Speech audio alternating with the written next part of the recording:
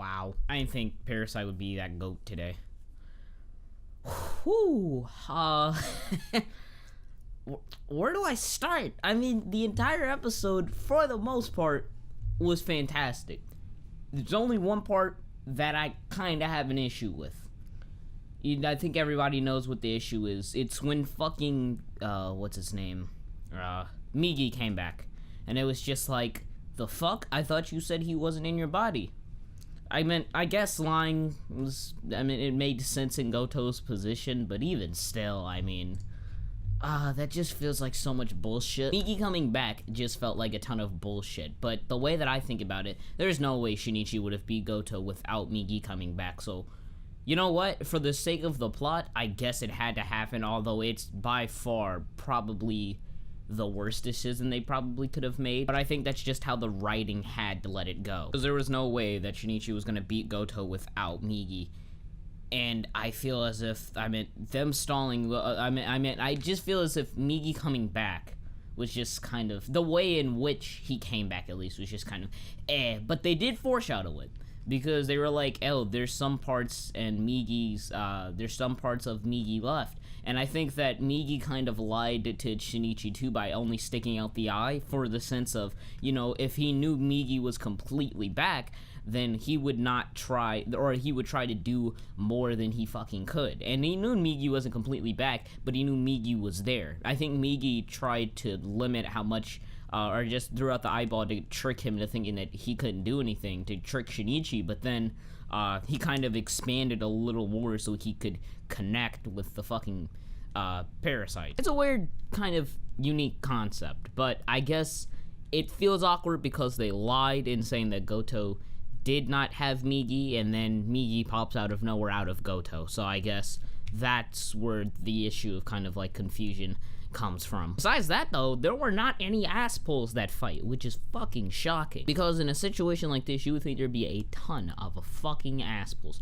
The toxin thing made complete sense because we knew most parasites are fucking, they can't withstand fucking, bullets. Let's just take that into account. But now you have one that gets killed by poison, and it actually makes sense. Now, here was my theory. I thought that Goto was actually going to get killed by tetanus, because I thought that he had used, like, a rusted pole to kind of stab Goto. But apparently, no, it was just, like, hydrogen cyanide or something like that, so I was close. Not really, but shut the fuck up. Now, my other question is, why the fuck did Migi just suddenly get feelings this episode? I'm not sure if these feelings came from when they originally spoke to Tamura before she died, or if not, but it felt kind of bullshit that Migi was like, I don't want to kill my own kind, I've killed countless of my own kind, but this guy's different because he's really my own kind. He's really special. Especially when she had just he had just talked to Shinichi last episode before he died, saying that you just need to calm down. You're like parasites in a sense. You can calm down instantly. So I'm like, why didn't I don't know. I just didn't, it didn't make sense to me. Why Migi just suddenly had feelings again. It was probably when he talked to Tamura. That was probably when he had really had his first, acquaintance, a meeting, whatever. Fucking feelings. I haven't done reviewing in so long. This is fucking awkward. Please excuse me. I'll go shoot myself in the dick right after this video's over. The scene right before when Shinichi stabbed him. Fucking beautiful art. 2057. It was somewhere around there. I don't exactly remember the time. It was somewhere around there. Looked fucking beautiful. But 351, which when like Shinichi was fucking talking to himself, there was a ton of monologue. I was like, the nigga's asleep! Stab him! Stab him! And they're like, oh, let's do a Fate Zero play-by-play first instead of taking the opportunity. And I'm like, fucking stab him! Stab him! And then Goto wakes up and he's just like, you're too late. And I'm like, why didn't you fucking stab him? That's how most of this episode fucking felt. I felt like the monologues were there to not necessarily develop the characters, just kind of there to prolong this fight, which I'm not mad about, because compared to the first 6 episodes of Parasyte, where all the fucking fights were anticlimactic as shit, this almost went on the entire episode. You know what? If they had to stall for this final fight, which was an entire episode, then I'm fucking fine with it, because I think this is how long a fucking final fight should be. Was the way in which they extended it, plausible? Was that the best way to extend it? No.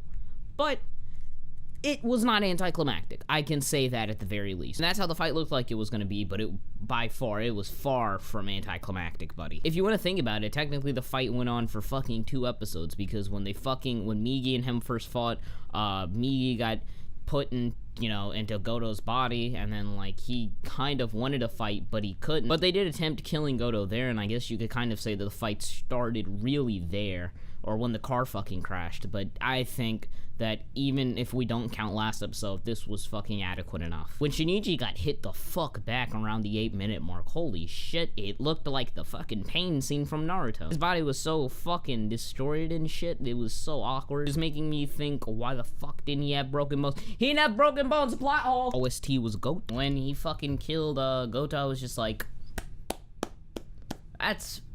this is a perfect way to end the series. I mean, there's an episode after this, but that's probably not going to be much, but explaining a lot, kind of giving an after story.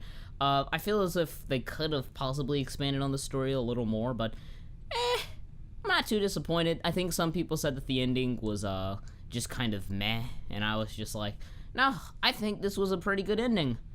You can go ahead and count 23 as the ending, because 24 is not going to really do much, but probably elaborate. Yeah, that's it. Now, I hope his mom doesn't come back. I have a feeling that shit will happen, though, just because Migi fucking came back. Why can't everybody come back, buddy? I'm joking. Dislike still, though, because I eat those up. Anyways, thank you guys for watching. If you guys did enjoy, please leave a like, comment, and as always, I will see you guys in the next video. Deuces!